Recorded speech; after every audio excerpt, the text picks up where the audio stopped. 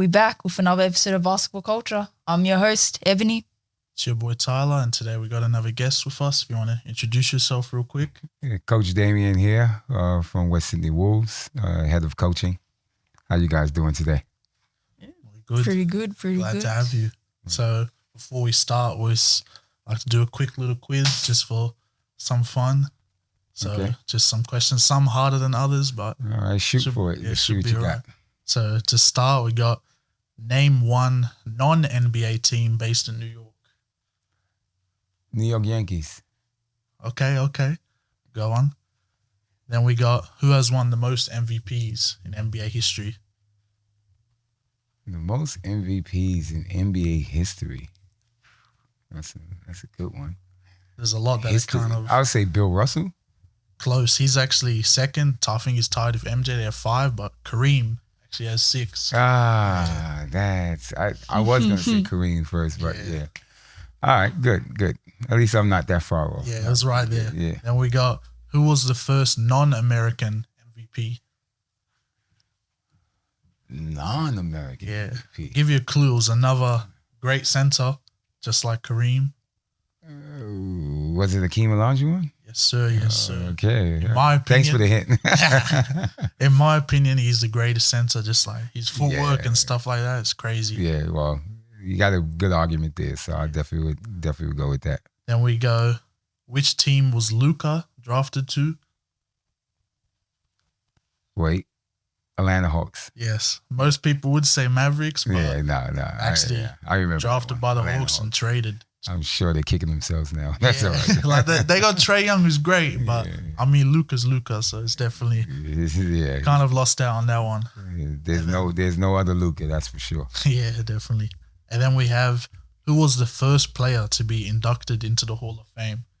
This is also kind of hard. First player. Yeah, kind of a hard one. Could give you a clue. It must be from Boston Celtics. It's from their rivals. Oh. Yeah. And I'll say that there is a drill kind of beginning. Oh, Mikan. Yeah. Mikan. George Mikan. Yes. Have the Mikan drill. Yep. And then to finish it off, we got some nicknames of some players, some newer, some old, and then see if you can get them. We got Connect 4.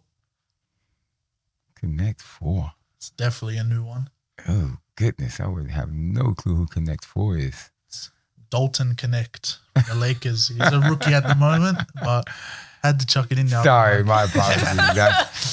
I haven't really been watching that much NBA lately, so that's probably why I wouldn't know who that was. Yeah. Then we got Swiper. Fox. De'Aaron Fox. Yes, sir. Yeah. Then we got, technically it's not an NBA nickname, but I mean, pretty soon should be. We got the Main Event. Oh, okay. Cooper Flag. Yes, sir. Yeah. I feel like that's a cold nickname as well. Literally perfect. Then we got another nickname kind of paying homage to where someone's from. We got the Stifle Tower. Oh, that's got to be Wembyama, right? Close. His teammate in France. It's also another defensive player of the year. He's won 4 of them actually. I don't agree with. Why am I not? Why can't I remember this name? That's another story. All right, I lost that one. Give me Rudy Gobert. Oh, Rudy Gobert. Oh, yes, forgot he was French. Yeah, I mean he didn't really even play in the finals, so yeah.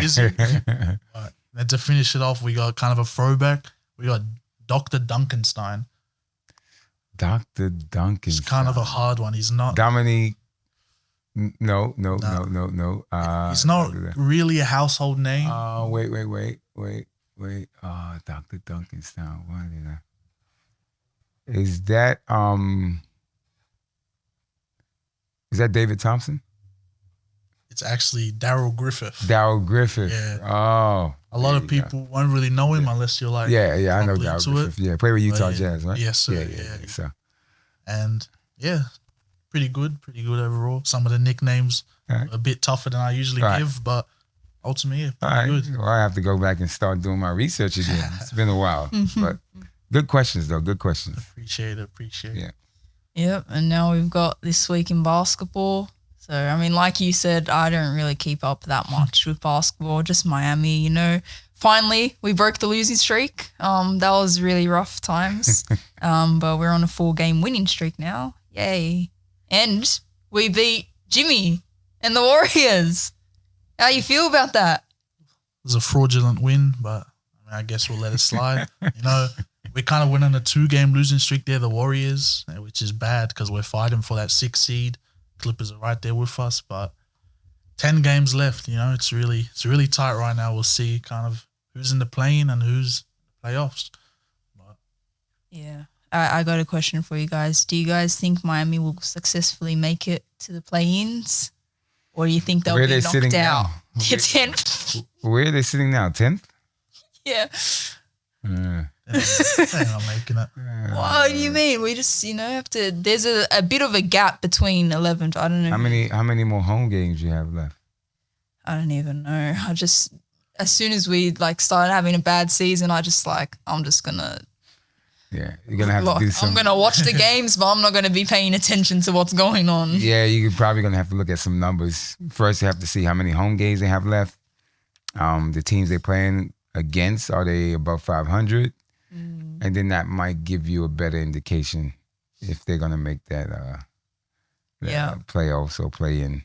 I'm gonna just stick with my copium. I think we got it. I think we could. So you just gonna blindly believe? Yeah, I even blind faith, right? Gonna go as far as even saying, I think we might have a chance of the championship. Okay. Hey, if you team Miami, you might as well go all the way, right? Exactly. Right, well, good luck. They're gonna need it. We need it. Oh, anyways, anything else happen in basketball you guys can think of? Anything? I mean, Final Four, NCAA basketball. Yeah. That's exciting right now, Definitely. I know Duke is in the Final Four. Yeah. I know Florida's in the Final Four. I don't know who the other two teams are. Or maybe the other two teams are decided tomorrow, I guess. Yeah, I got no idea. Yeah, maybe. Yeah. I haven't really been keeping up too much, but yeah, I seen the Duke game. So I'm just going to ride with them, I guess, to the way out. I feel like they always kind of come up short, even when, they're kind of the favorites and stuff. So, well, it looks like this has been the best team they had in the past few years. So it looks like they can probably pull it out. So they've been really good all year. So yeah, we'll see what happens. But it's it's NCAA. It's one game. Yeah, literally. And everybody's at their best right now, so you never know. Should be some great games coming up, though. Yeah, but the odds looks like it's in their favor. Like they might take it. Looking forward to it. Same. Hopefully I actually watch it. But yeah. All right. Well, moving on to our next segment, we got our definition of basketball culture. So as you guys know, listeners, if you've watched the previous episodes, our podcast is called Basketball Culture. So we always ask our guest, what's your definition of basketball culture? No wrong answers. Whatever you think fits. That's a loaded question. That's a very loaded question. But if I can put it in the shortest, version, basketball culture to me is about energy, effort, attitude, life skills. Basketball is learning basketball and teaching basketball, coaching basketball. You focus on the skills. As a coach, you focus on your game strategies and so forth. But life skills intertwine within all of that. Teaching good life skills to young men and women. I think that's really at the forefront. Definitely in our program and what we think about, that's at the forefront for us is the life skills. And I think once you have a central focus of the life skills, it drives the culture. And obviously you want that to be a positive culture. And so when you are driving those and teaching those life skills, that helps build the type of culture that you want. There's different types of culture in basketball, and there's many different versions of culture. But for us, it's really about the life skills, effort, commitment, dedication, teamwork, that all falls within the culture.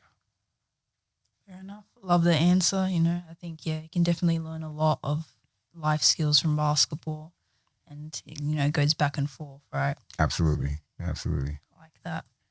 All right. Our next segment. So usually what we do is we ask our guests to bring something and they showed off. Yeah, I know you were not asked to bring anything. That was a mistake My Wolf shirt. so, yeah, on our part. Yeah. But, you know, seeing as we know you outside of this, I kind of was like, hold up, I want to bring my own stuff. Yeah. So there is some history there. I'm going to do some show and tell right now. And also, I know you guys, because, I mean, I used to be at your house all the time. I know you guys, like, do massive cleanups. So I don't even know if you would have anything to bring other than, like, recent stuff. Oh, yeah. Well, you know our household well. You know it's always right? Yeah. So. Them big spring cleans. All right. So what should I start with? It's up to you. I'll be the finisher because save the best till last. So Start with something small. We've got an OG Sydney Knights okay. shirt. OG Sydney Knights. I don't think Nice. I have, like, to be honest, I still have like all my Sydney Knights stuff. Great. That's fantastic. All the jumpers, all the shirts. I was like, oh, what should I bring? I can't bring everything. That's all right. You can resurrect Sydney Knights, bring them back into the local comp. Yeah. You can start a Sydney Knights local comp team. I'll be the head. Bring them back. Yeah. You can be the head coach for that team. Of course, I had to bring it. My own jersey. Nice. Okay. So, number 7, that's my number. If you ever see me not wearing number 7, it's because someone stole it. Yeah. Yeah. Pretty cool.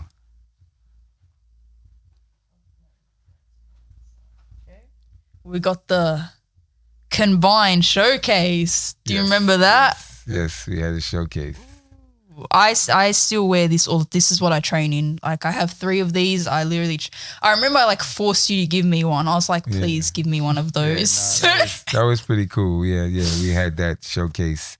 We did it at Bankstown, and added this gauntlet. They actually they supported that event for us. So it was pretty good. It was a pretty good event. Yeah, it was good. And I got my stuff from there. This very ruined. War torn. That's all right. That was a cool jacket though. Everybody was liking that jacket. Everybody was. This is a 1 of 1, isn't it? 1 of 1. 1 of 1. 1 of 1. 1 of 1. I don't know. It was someone's, and then they like gave it to me. Yes. I'm like, yes. Yes, that was a I 1 of 1. wore it until. Yeah, it couldn't be worn anymore. Yeah. All right. Okay, I got one more shirt and then one item. Okay, so this is more recent. This is who we are now. Woo! Wolfpack. Yeah. Well, that logo has changed. Yes. That logo has I changed. wore it to my Yeah. brother's game. Was it yesterday?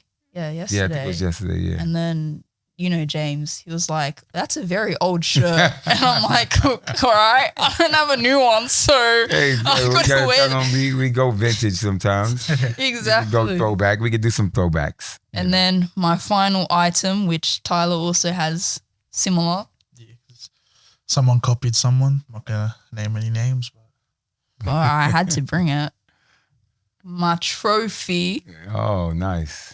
I don't know if you guys want to see that, but actually, I don't know if I want to view it because I read what his one is and it's better than what mine says.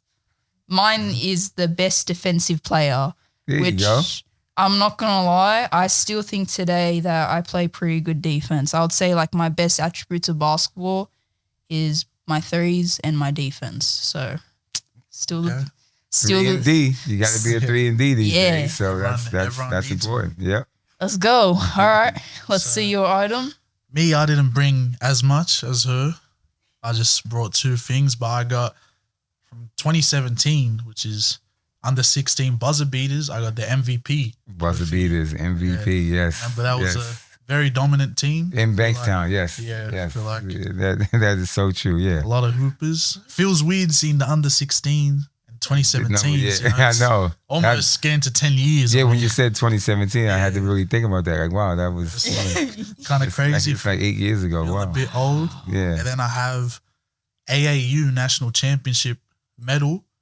I remember this is when I played with the Gauchos. Yes, And yeah. I We think- sent you to we sent you Yeah. to New York, and you had a played- chance to play with the Gauchos we program. placed Yeah, 7th place in the nation, which my first tournament over there was definitely a good feeling. yeah, And yeah, thought I'd bring it along because without you, yeah. we've never had the opportunity. So kind of just say thanks, Nah. not just from me, but all the other players around Sydney and stuff that you inspire and give an opportunity to. Well, Really thank you. appreciate it. No, I mean, for me, it's always a blessing to see kids get exposure in other areas, other places, other than their hometown.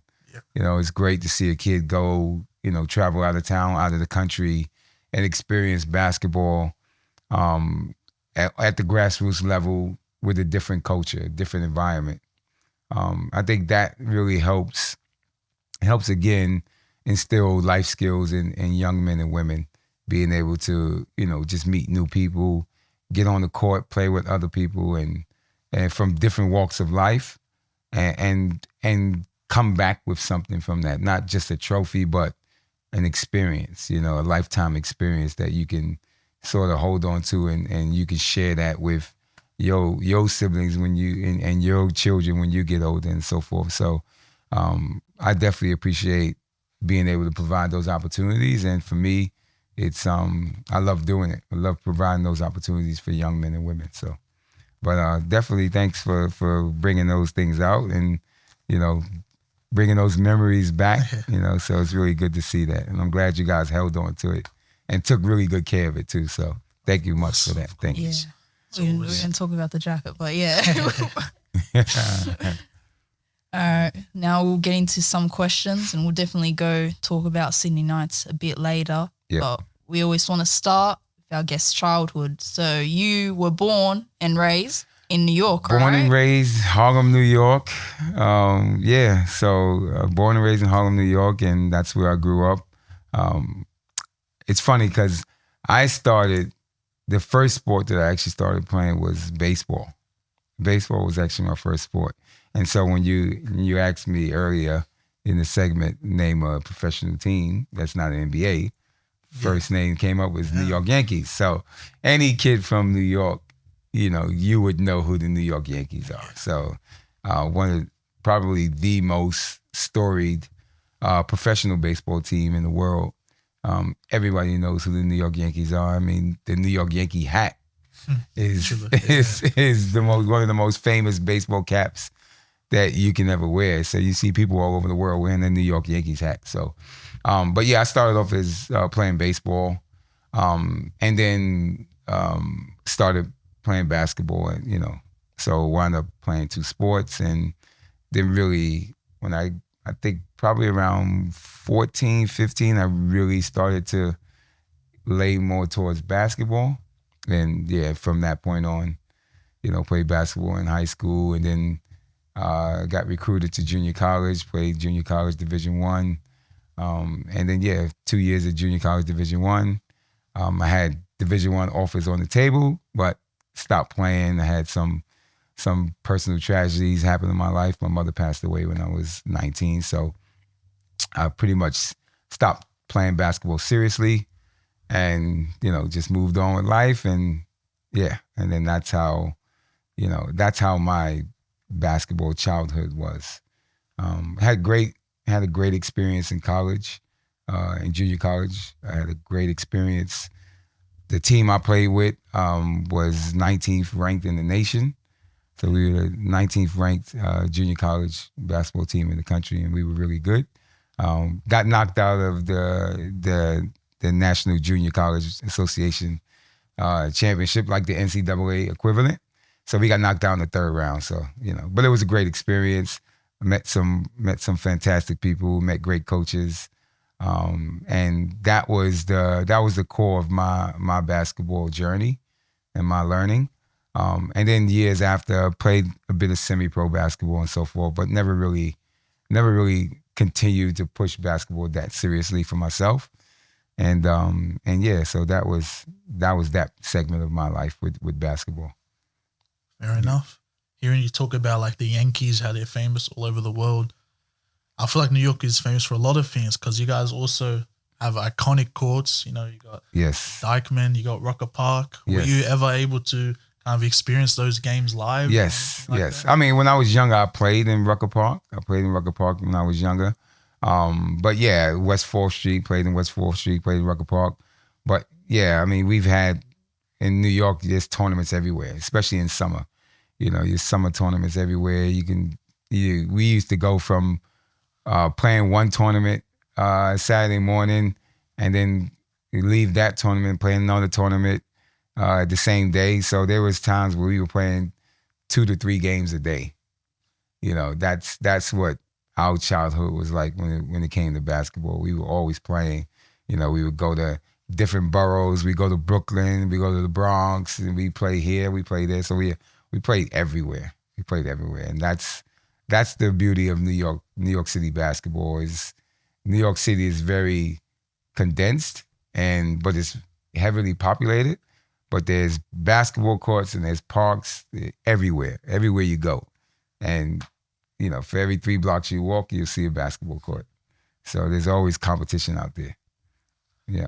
And would you say kind of being surrounded in a city that, you know, is often referred to as the Mecca of basketball, do you say that influenced like your passion for the game? Oh, definitely. I mean, the influence was there. The influence was heavy. Like it was always in your face. You know, you either seeing an NBA player, or you seeing college players, or you seeing some of the best high school players when you were young. And so the competition has always been there. That energy has always been there. And yeah, that was a heavy influence for a lot of us when we were younger. That was a really, really big influence. We can go anywhere and see some of the best basketball that, you know, you can ever want to see. Like, we didn't have to go to Madison Square Garden to see the Knicks, because, you know, Gus Williams, who, you know, at the time was playing for the New Jersey Nets, he would come and play Pro-Am tournaments in summer. So we never really had to buy tickets to see pros. We could see them for free. So that was always inspirational for us as young kids, to be able to see them live and direct, you know. So yeah, we were quite lucky.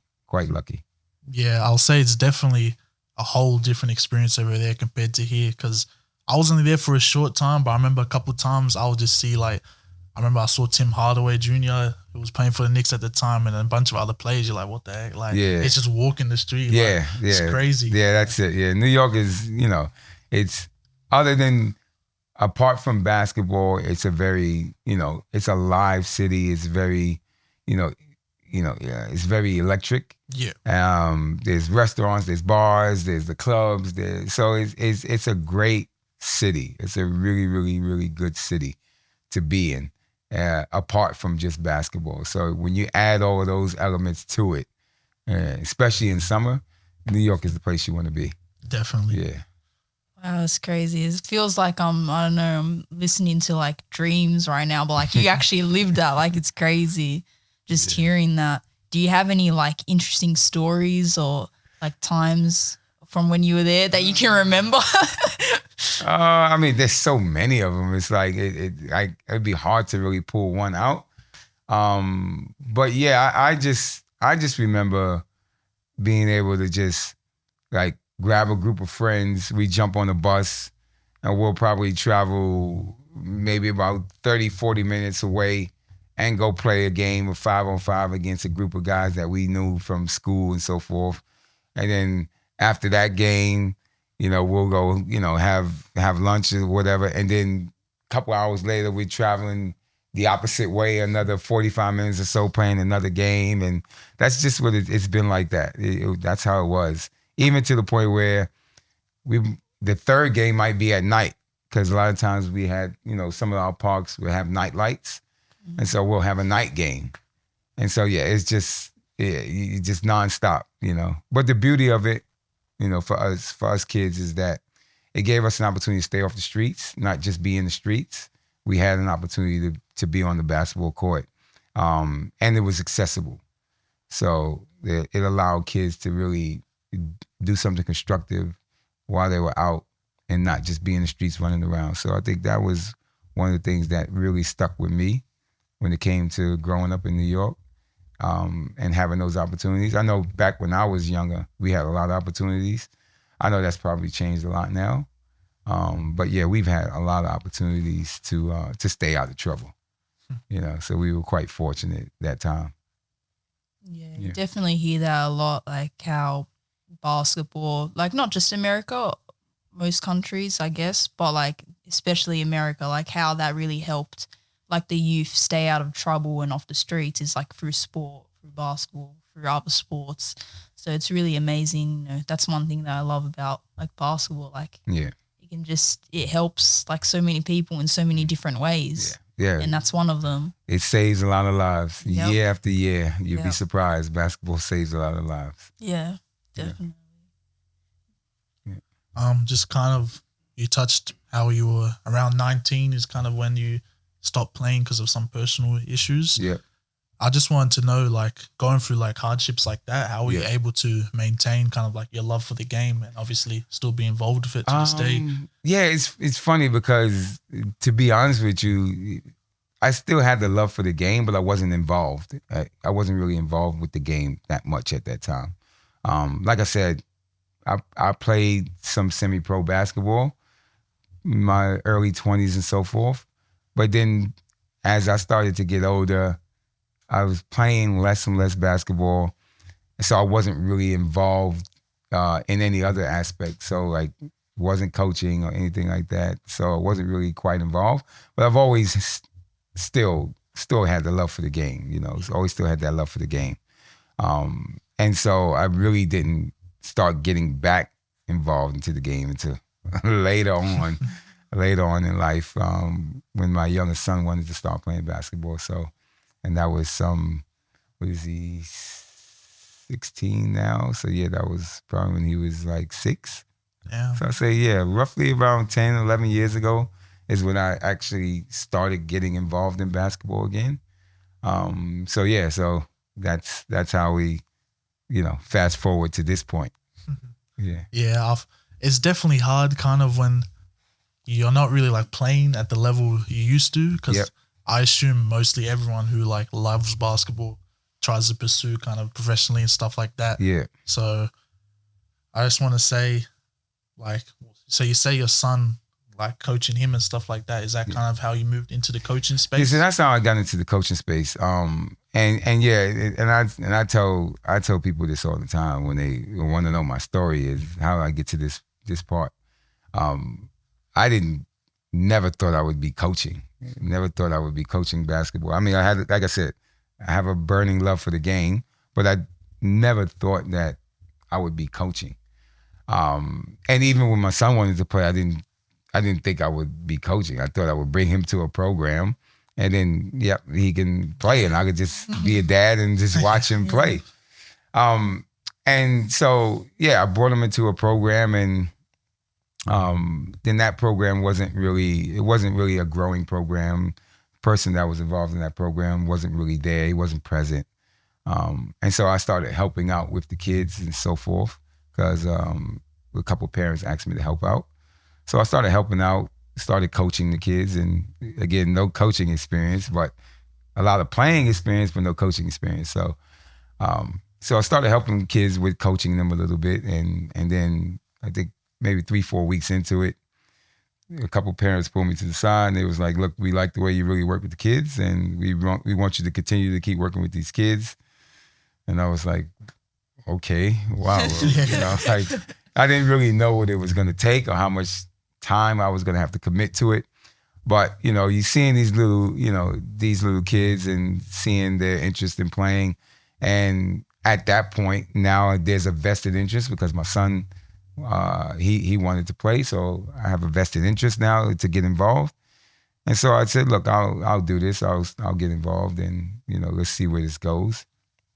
And, I actually tried to warn them that this wasn't going to be permanent. I'll do this for a little while. And then they said to me, like, well, no, look, if you leave, then we're leaving. The whole thing is leaving. So I had to really, go back home, talk to my wife, and we had to think about it. And she said, look, if she knew I had a love for basketball. She knew my background. She knew how involved I was with basketball when I was younger. And she said to me, she said, look, if you want to do this, you can do it. Just now you just have to rebrand everything and, then make it your own. And then that's when I made that decision and started the City Knights Basketball Club. So And from there, yeah, it just took off like wildfire. We started off in Wildcats, Parramatta Wildcats. So we had about 4 teams there. We started off there, and then we moved from Wildcats and we went into Bankstown. And then we just grew. We just grew from there. We had a lot of great little players, young players. Like you were on that team. We had Bawali Bells who played for me, Henry McKinney who played for me, Malak, Essie. So we had a lot of young talent playing with us at that time. So yeah, we made noise in Bankstown. We made noise.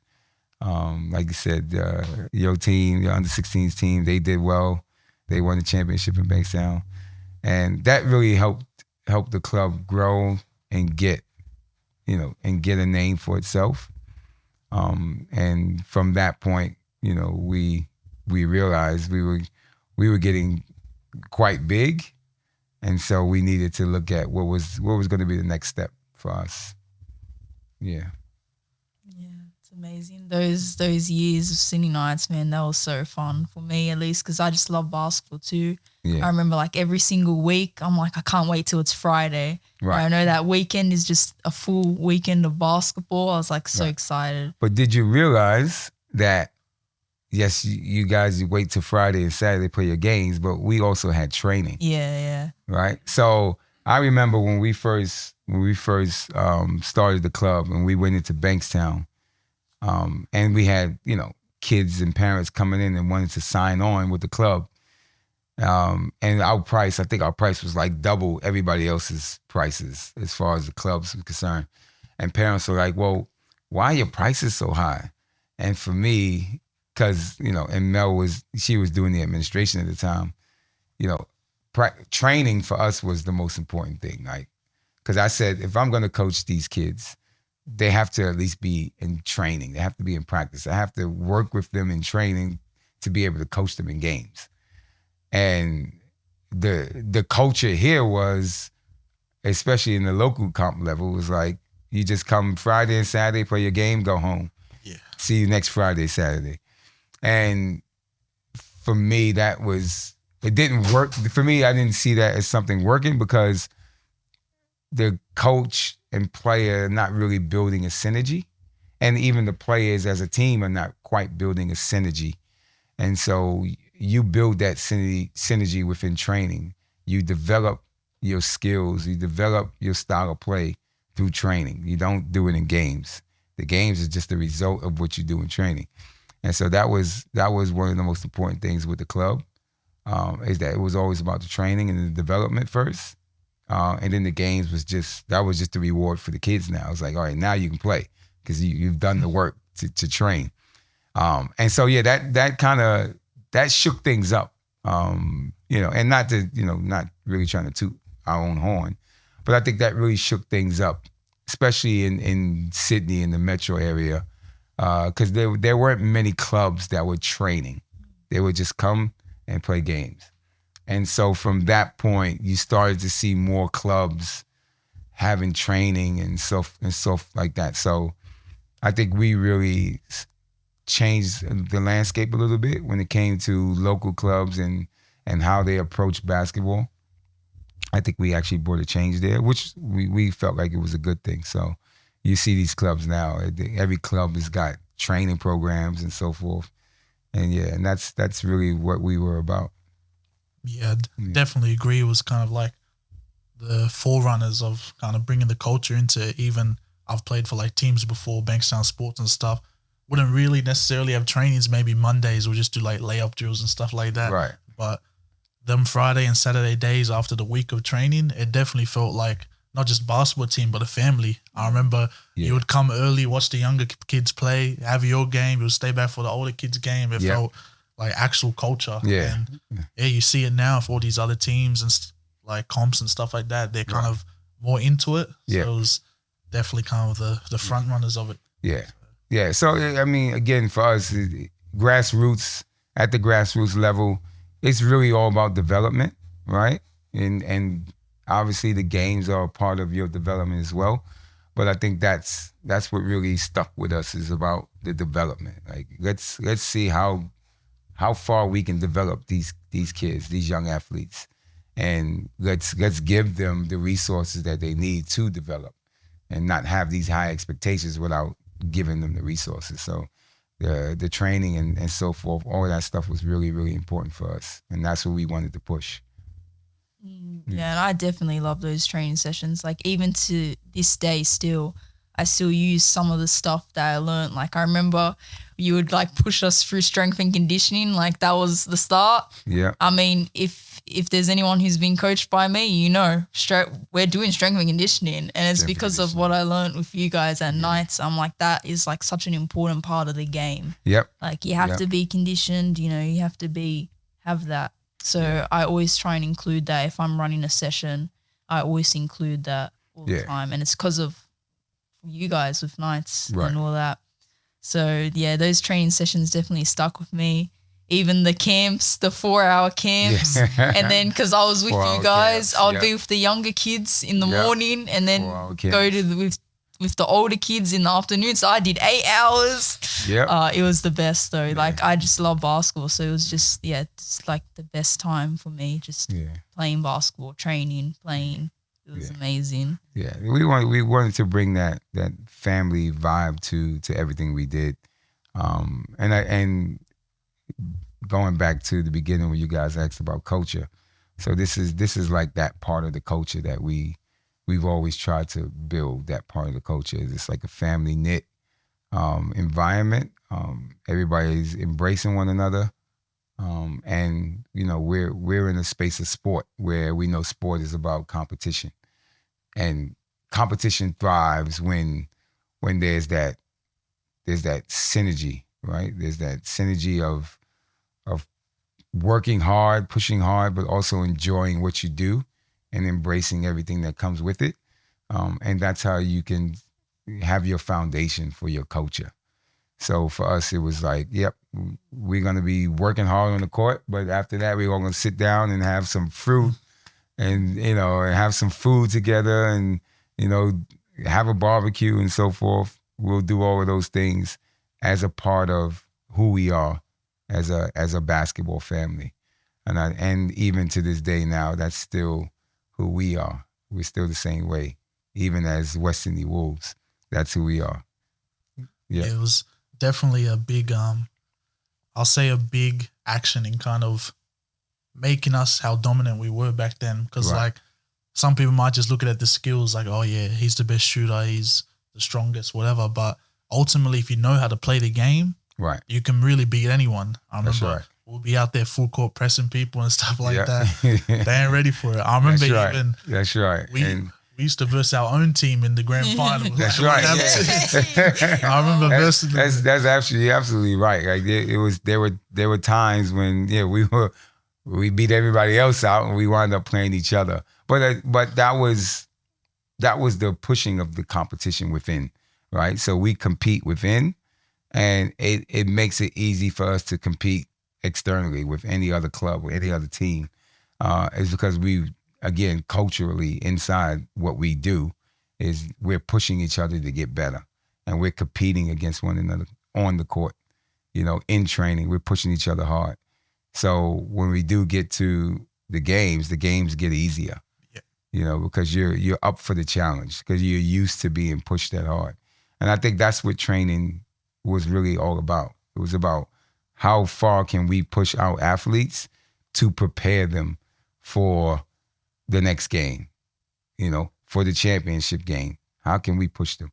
And it worked. It worked out well. You guys won so many trophies. Like, you guys did good. It worked out well. Mm-hmm. So obviously we started with Knights. Yep. How did that transition into Wolves? So I think we went two 2 to 3 seasons of Sydney Knights in Bankstown, and then we really started to grow. Grow to the point where it was getting tricky trying to manage, because I think we at that point we wound up with like 250 kids in the club, and for a club to have 250 kids, that's a lot.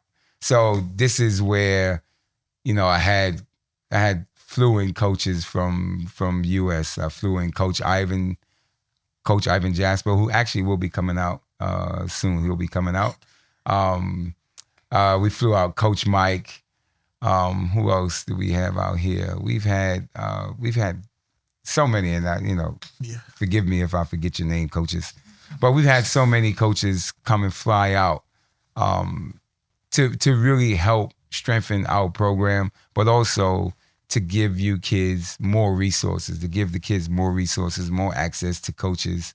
Because for me, it was like, yes, I'm one coach, but I can't do it all, and I don't want to do it all. I want to be able to share with other coaches and give them an opportunity to have that same experience with the athletes, and also let the athletes have access to other coaches, because all coaches teach different ways, different styles. They have their different principles and philosophies, and it's good for young athletes to hear different philosophies as they're going through their basketball journey. It makes them easily adaptable. They can adapt to a lot of different things. The more information they get, the more they can adapt. So for me, it was important to get our kids exposed to more coaches.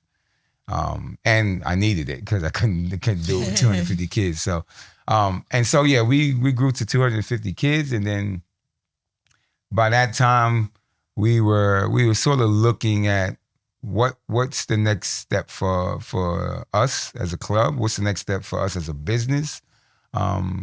We were a local club, so we had 250 kids and no one played reps, right? So no one played at the representative level. Some kids were, we were playing against rep kids that were at Bankstown or maybe playing somewhere else at Comets and so forth. And we were looking at, okay, what's the next step for us? So we were looking at facilities, trying to build our own indoor court. So we wanted to build our own indoor court. So we got close to doing that. And then we met a gentleman. His name is Ronnie. He was running Mad Basketball. Him and Marvin Bayer, they were running Mad Basketball. And they were in Bankstown at the time, and then they left, and they formed a training program, and then they started sponsoring the Kings, and then from there, Ronnie he built a relationship with the CEO of Basketball New South Wales. He built a relationship with Maria, and they negotiated for a license.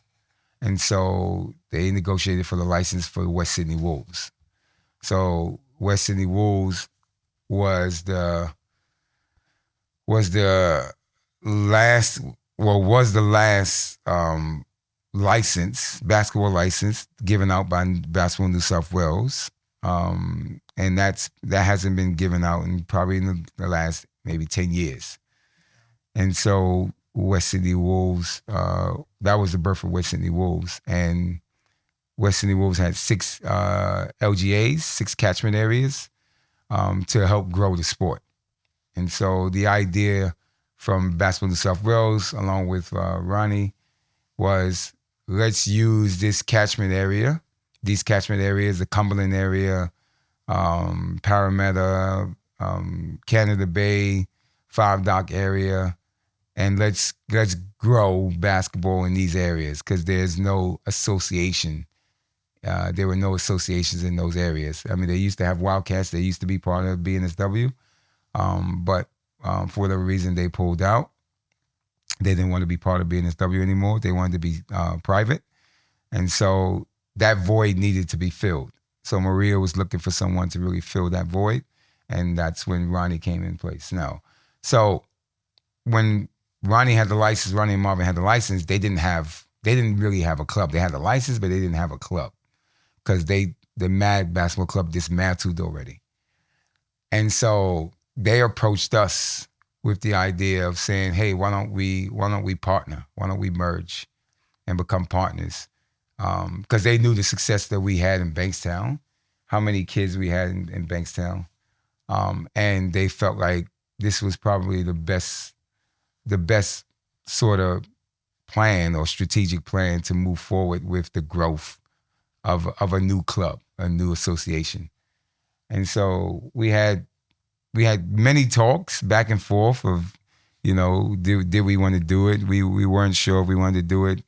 We had to think about a lot of things, and we knew that if we want to continue with this basketball journey, then it probably was going to be the best decision to partner and really form West Sydney Wolves as a club. And so we made that decision, and then that was the birth of West Sydney Wolves, really. And then from that point on, we just really took off. We were located at PCYC, Auburn. So that was our facility that we were running out of, a 2-court facility. And we had our first season of reps. It was the first year of COVID. That's what I can remember. Yeah. So our first year, we had about maybe we had 12 or 13 rep teams in our first year, which didn't rub a lot of associations the right way. They kind of felt a way about that. But our mission was to grow, and we had the numbers. We had a lot of kids in our program. So yeah, we had our first rep season, which was cut short by COVID. And then we had a second rep season that was cut halfway short by COVID again. But yeah, we persevered. We kept going, and to this day now we have over 3,000 members in our club, and we've had quite a few championships that we've won. Last year we won the state cup, under 14 state cup. We just won. So, and the other thing we've accomplished as a club. Last year we were the second most. We had the second most teams make it to semifinals out of all associations. Norths were first. They were first. Norths had 12 teams and we had 11 teams. 11 out of 13, 11 out of 14 teams make it to semifinals. So we've been having success as a young club, and again, it's a byproduct of the culture that we've built within the club, and the coaching team, the volunteers, the parents, the players. It's one big family of Wolves, and we definitely are proud of where we are, but we're not satisfied where we are. We want to get, we want to go further. We want to go further. Yeah. It's definitely must have been hard trying to overcome the very first inaugural season, obviously getting cut short. But yeah, ultimately from where you said you guys are at now, definitely didn't slow you guys down. And no, it didn't. Yeah. It didn't. Yeah. Looking forward to bigger and better things. Yeah. Yep. Kind of heading more into the coaching aspect. Yep. I was just wondering kind of what are some like key qualities or stuff you look for in a player? Might not necessarily be the skills, but maybe leadership and stuff like that. Yeah. And leadership can be a variety of different ways you can lead. Some players lead by example, by action. Some players lead by action. Some players they lead with their voice. Yeah. Some players just lead with the attitude, the right type of attitude. So you can be a leader in many different aspects. But what I look for as a coach, I look for effort. I look for effort, and I like players who are not satisfied. I like those players that are just not satisfied with who they are. They're always striving to be more. They're always looking to do more. And they ask questions. I like those type of players who are always seeking knowledge, who are always seeking resources to get better. Players who are always looking to make sure that the team is better, not just them as an individual, that the team is getting better. I like those type of players.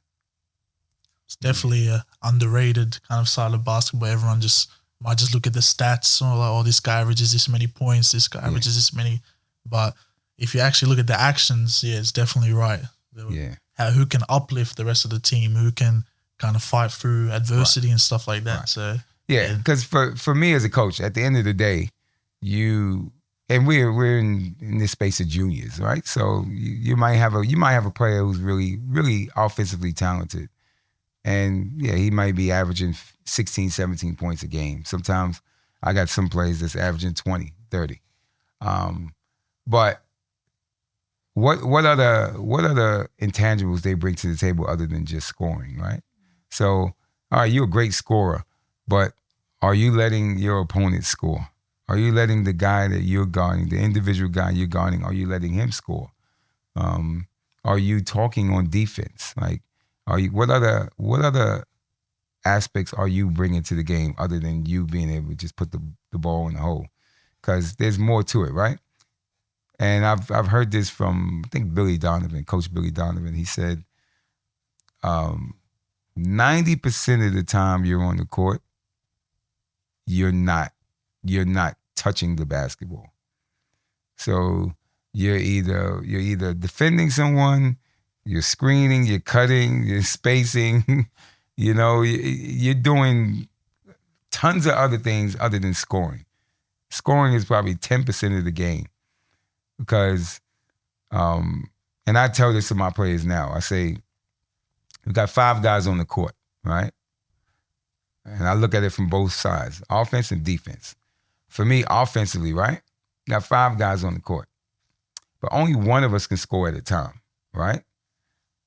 Scoring as a team is really hard. Offense is really hard. It's hard to, when you have a defense on you, it's hard to dribble past somebody and get a shot off, a clean shot. Those things are hard. They take a lot of skill, it takes a lot of practice. And to be able to score and know who's got the best opportunity, that takes time to figure out. With 5 players, it takes time to really navigate through that. And you got to be working together. On the flip side of it, defense, I feel like defense is easy. I think it's very easy. It takes 5 guys to stop a basketball. 5 guys have to stop the ball from scoring. To me, that's a lot easier than 5 guys actually trying to score. So I try to preach this to my players. I'm like, guys, defense is really easy if you think about it. It's all 5 of you. You have to stop the ball from scoring. You can easily work together because you're on the same page already, right? You're trying to stop the ball from scoring. But offensively, sometimes you're not on the same page. You might think you have an opportunity, but you have a teammate who might have a better opportunity. But it doesn't make it right or wrong, but that's just trying to understand that synergy, trying to understand that chemistry. Whereas defensively, the chemistry is there. We all trying to get a stop. We on the same page all the time. So I try to preach that a lot to my players. Like, defense is easy. And to the point now where they're actually saying it themselves, defense is easy. So that's the mentality I would like my players to have. Yeah, I love that. As you guys, if you remember, I'm not sure if it was defensive player, Yeah. I love defense. Yeah, you would know that. Yeah, I love defense. And I hate, nowadays, I can't watch basketball all the time because sometimes they're just not playing defense. I'm like, yo, where's the defense? Why are we not playing? And I kind of agree with what you said that, defense is easy, whereas offense is a lot harder. Yeah. Because it's all about effort. Sure, there's techniques and stuff to how you defend, but I've seen people with the worst techniques ever and they're getting a stop, they're getting a steal. So because they're putting in that effort, they're putting in that hustle. Yeah. So I think that's I hope a lot of more players pick that up and start to play defense and start to put that effort in because the game is amazing when For me personally, like I know probably most people don't agree with it, especially like casual fans. They'll be like, no, offense is way more fun to watch, whatever. Yeah, it's But- entertaining, yes. Yeah. But, yeah. But for me, I find it so much more entertaining when like someone gets a stop or like they take a charge or like they get a block and then they go down the other side Yeah. off that defensive possession, Yeah. which I know is like not a lot of people obviously have Right. that same take. But Right. yeah, so I really like respect that. Right. Yeah, you guys are focusing on I look at it like defense. if you value the game itself, then you're definitely gonna value the defensive side of it. Like you can't just look at the game from an offensive perspective. Like at some point, you have to value the defensive side of it, and usually those players who really value the defensive side of it are the ones who seem to have a lot of success on the court. I think players, if they get defensively better, they automatically become offensively better because you understand how to. Once you understand how to Yep. defend, you actually understand how to play. You know, so and that's another thing I try to get my players to understand is like if you really focus on defense and really work at it, you will instantly become a better offensive player because you will know defensive flaws when you see it. Right? You see defensive flaws, you will know exactly how to attack it. But if you don't know how to play defense, you're not going to know when someone is defensively flawed. So it's better to study how to defend first so you can understand how defensively flawed your opponent can be. So that's how I try to, preach it to them.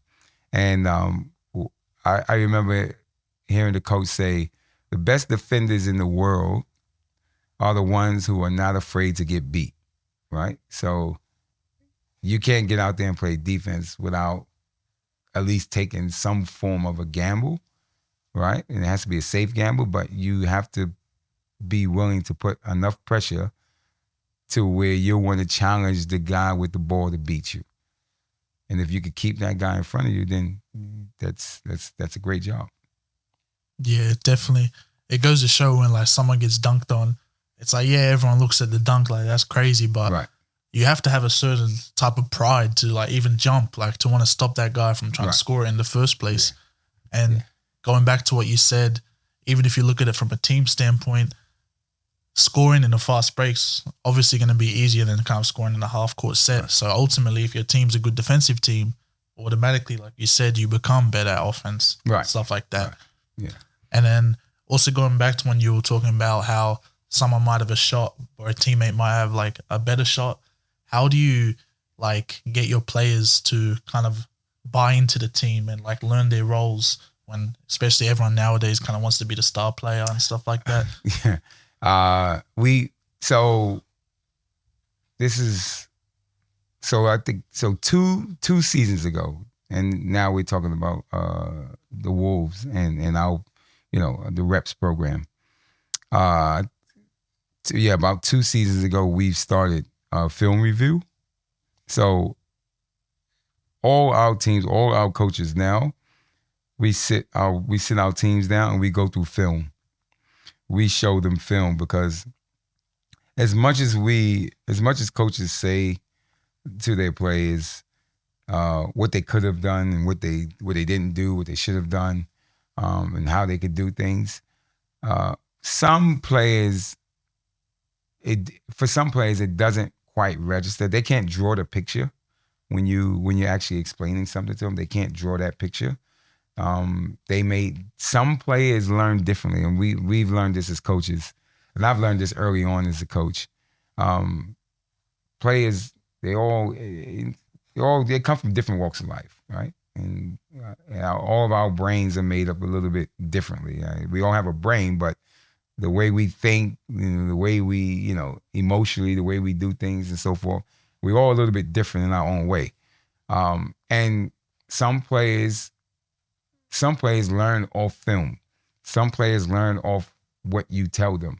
Some players learn instantly off seeing it, right?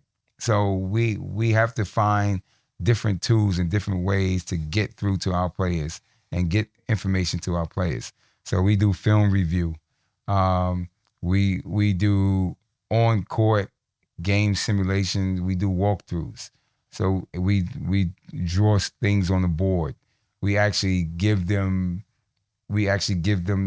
sheets or with notes and plays and stuff on it. We try to give them as much information as possible. And some will be able to take all that information and process it. Some won't be able to take a little bit of that information or some of that information. But we try to feed them as much information as we can so they can understand and then they can move forward. Because in the rep space, you have your 14 weeks and so forth, or your 14 to 16 weeks from when you got start a regular season to the end. And there's not a lot of time. You can't go over the same thing over and over again. They have to get it and they have to move to the next stage because you really want to get them to learn and develop and grow to get ready for the next year. Everything we do with our players and our kids is always really leading towards what is it going to be like for them next season. Not really what's happening this season, but it's like what's going to happen next season. This is what you need to get prepared for. And so that's how we try to prepare all our athletes. Definitely goes hand in hand with kind of the qualities you said you look for of never being satisfied. You got to really go home in your own time and kind of look how you can improve. Yeah. So we telling players like at training, we're not working on free throws. Like you're gonna have to do that on your own time. You find a ring or come in a little bit early.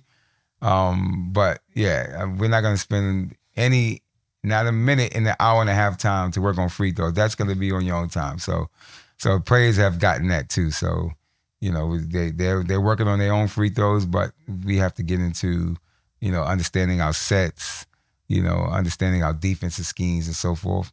And then we have to get our conditioning up. So by the time we get through all of those things, that hour and a half is gone. Yep. Yeah.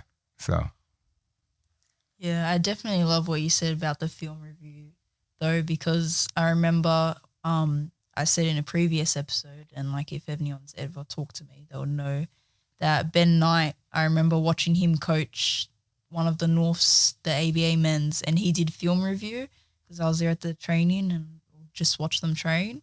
And like when he did that, I was like, whoa, like this is amazing. Like the way he like ran through it and like showed them, oh, this is what we did good, this is what we did bad, look at this here, and like all that. Like it was just amazing. I'm like, if I'm ever a coach like of a team, we're doing film review. Oh yeah, absolutely. So I really like respect that you guys do that because I think it's such a good way to learn.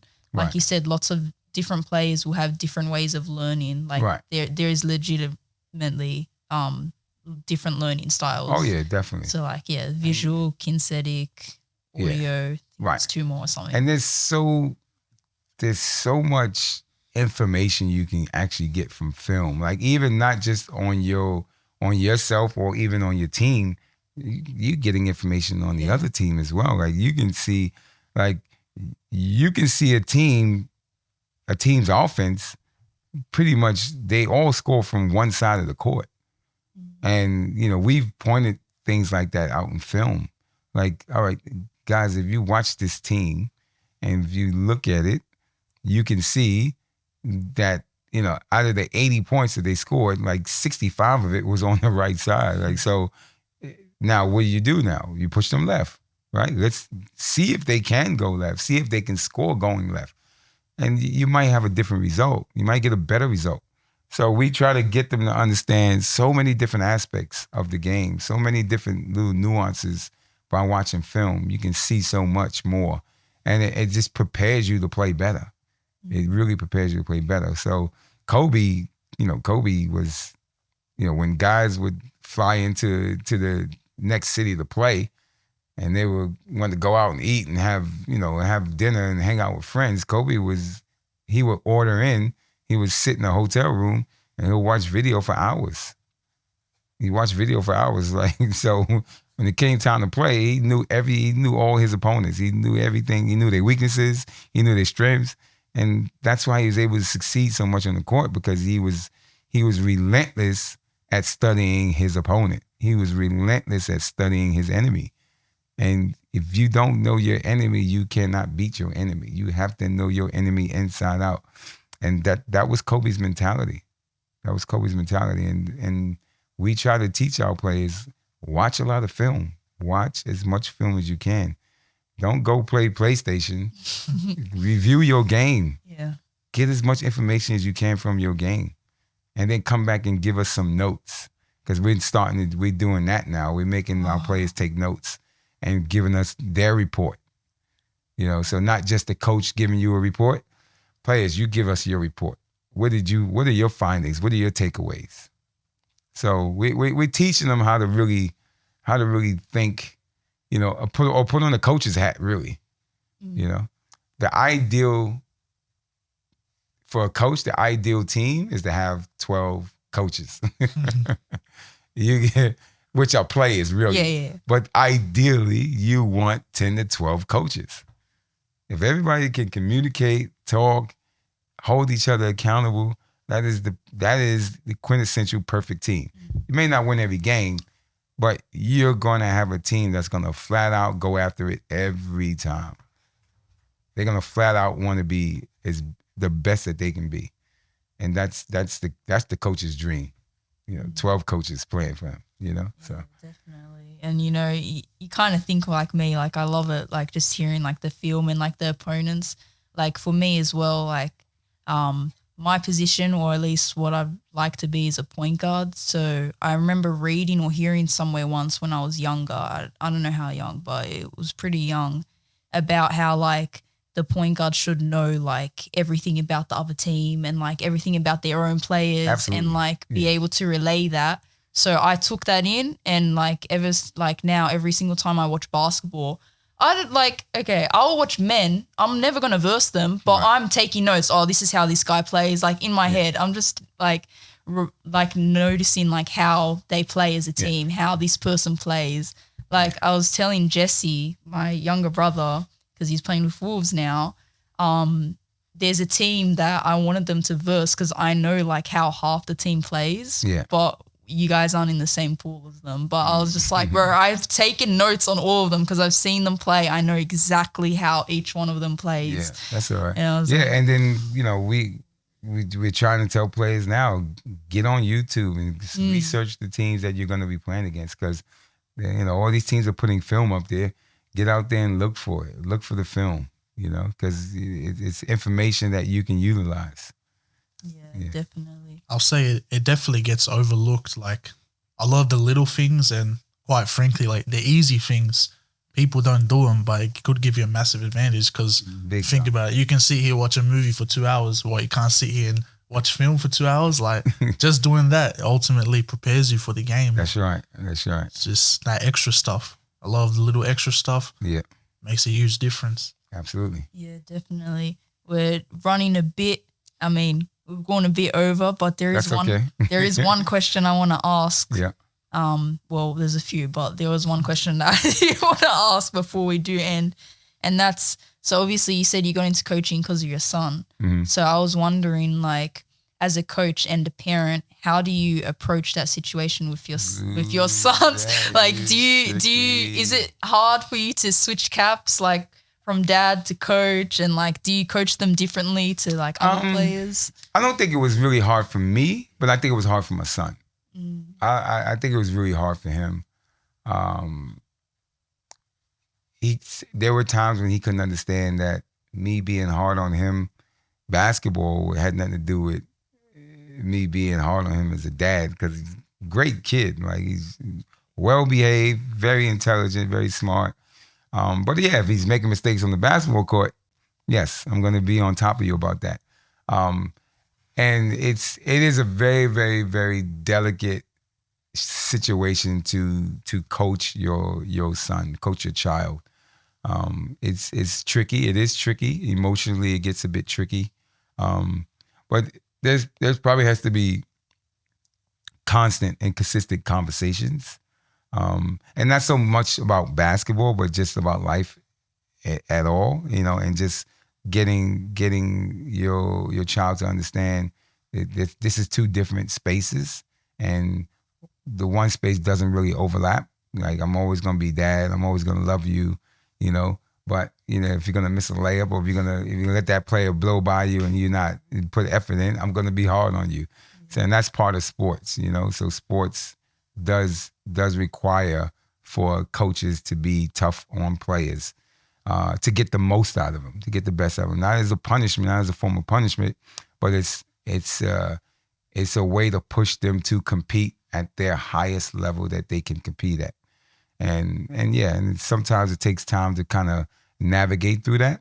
But yeah, if I take it all back, I probably would not have coached my son. I probably would have allowed someone else to do it. But you know, I don't have any regrets. He still loves the game. He's still playing now. But yeah, there was a time when we were butting heads and so forth, and you know, and in retrospect, yeah, I could have probably handled things a little bit differently. But he was mature enough to understand where I was coming from, and he was able to move on from that. And yeah, I don't coach him now, so it's great. Like I can watch him play, and you know, he's loving it. He's having fun. So yeah. But like I said, I wouldn't take anything back, but I probably would have done things a little bit differently when I was coaching him when he was younger. Yeah.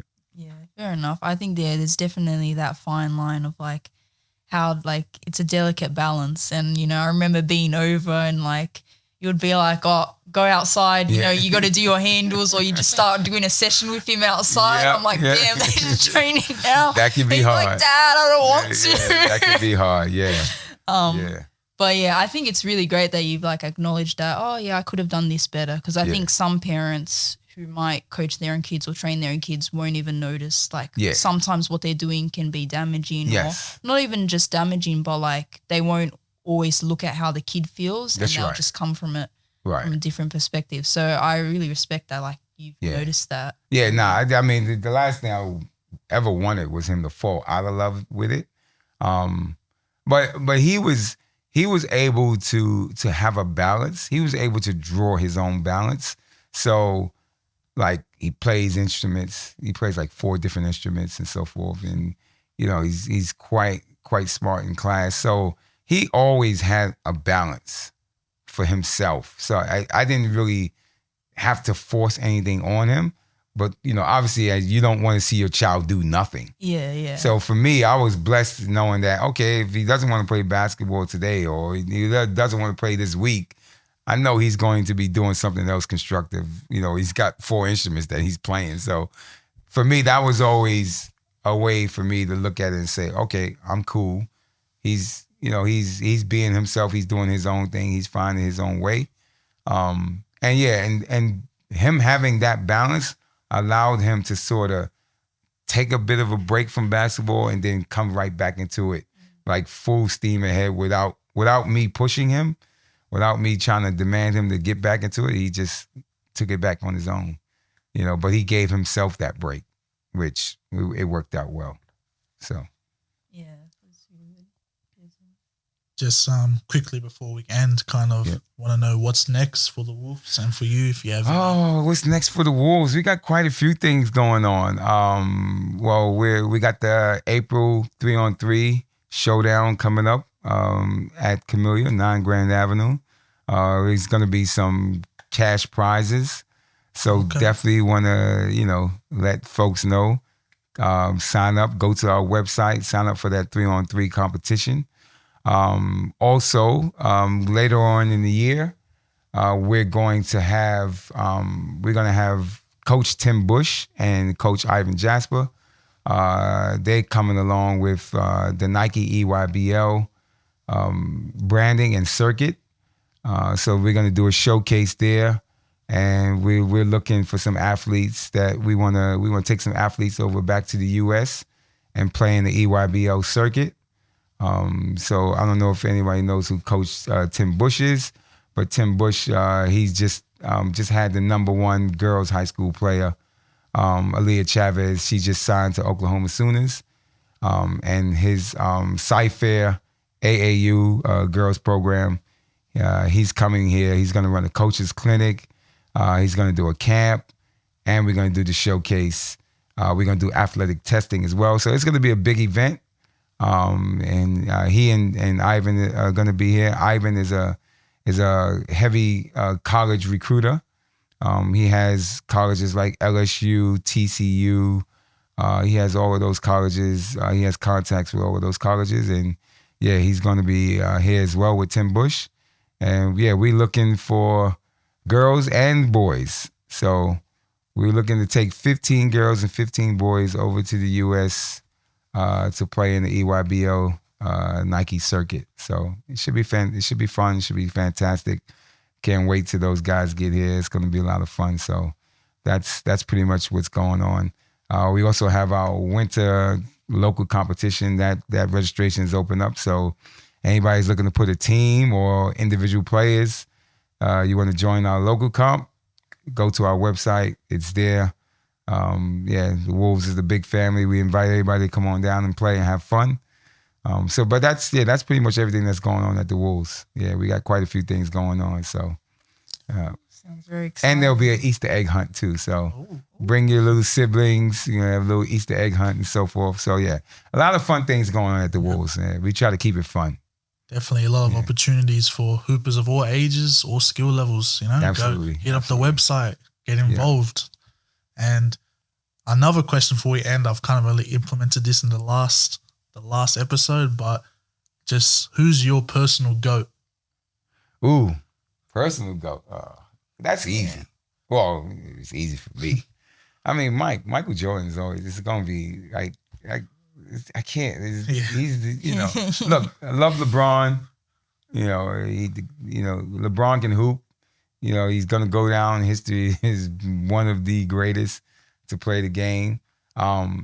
What's really impressive about LeBron, though, is his longevity. Yeah. I think his longevity is pretty damn impressive for someone who's played that long and to stay that healthy for that long.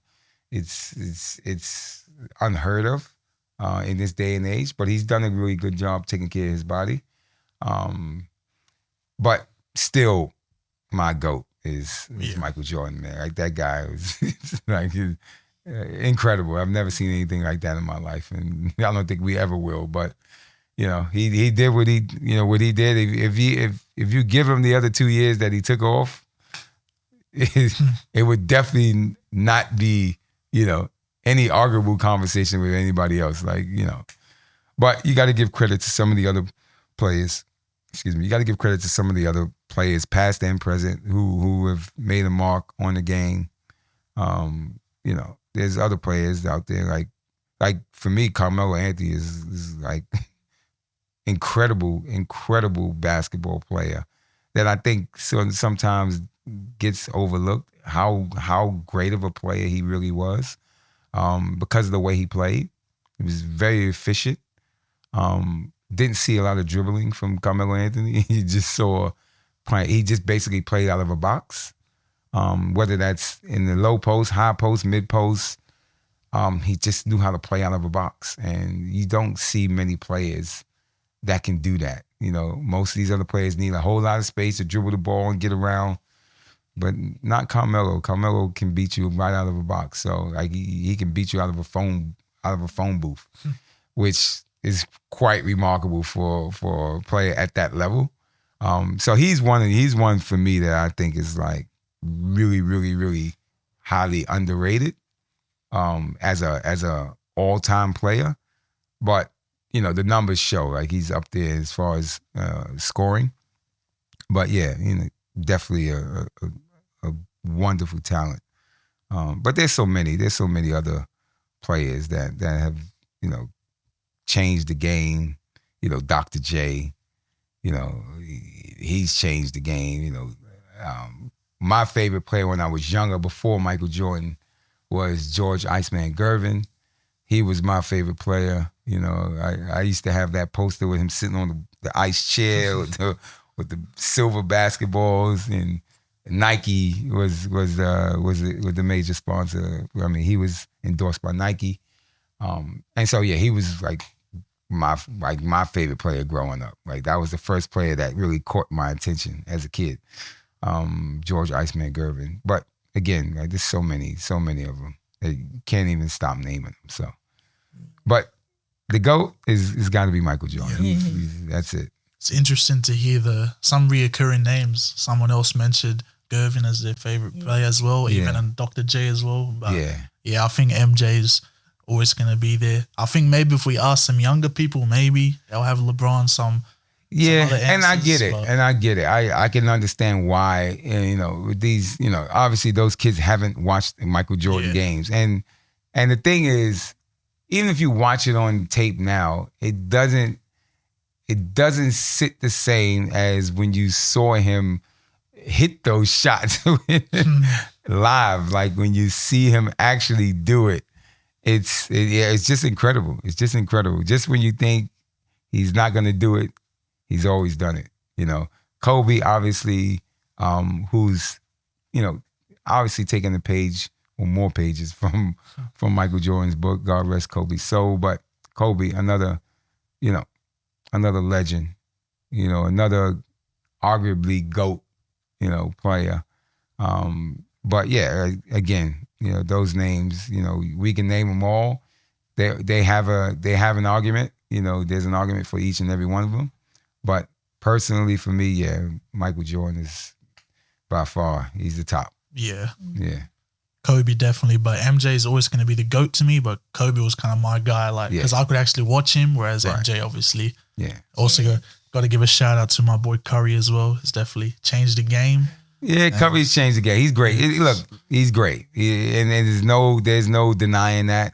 The kid is great, and especially for someone his size, who Scout is, like when Michael Jordan came out, they kind of knew he was going to be great. Like All-American, All-American in college, coming out of North Carolina. You kind of knew he was going to be something. I mean, we didn't know he was going to be that, but you knew he was going to be something. But with Steph Curry, the word out, too small. Like too small. He was even looked at as too small in college. And so the question was like, how is he gonna succeed in the NBA? Like he's too small, but proved everybody wrong. Yeah. Like, he's kid is probably the best shooter, arguably to ever play the game. I would probably say that he's definitely the best shooter to ever play the game. But he built his body. He built his body. He built his skill sets. He trained. He did some unconventional type of training to really develop his skill, and we see it to this day how it's paid off. Like he's an incredible basketball player, incredibly smart, incredibly talented, and he's gonna go down. He's definitely gonna go down as the greatest shooter ever played the game. But you can see him, as a really, really highly, highly renowned basketball player. He's just going to be a great one, when he's finished. You definitely know the Timberwolves are regretting it. They had 2 chances to pick him. They actually had the 5th and the 6th pick. Picked Johnny Flynn and Ricky Rubio over Steph Curry. But, hey, you live and you learn, I guess. Talk about those, I guess you live and you learn. Well, you think about the ones who picked Sam Bowie over Michael Jordan. Think about that one. Crazy. So, there you go. Yeah, what a great episode. So that's, you actually asked my questions. So that's all my questions. I'm guessing that's all your questions. Brilliant. All right. Well, thank you so much for coming on the podcast. Thank you, guys. I appreciate it. Thank you so much.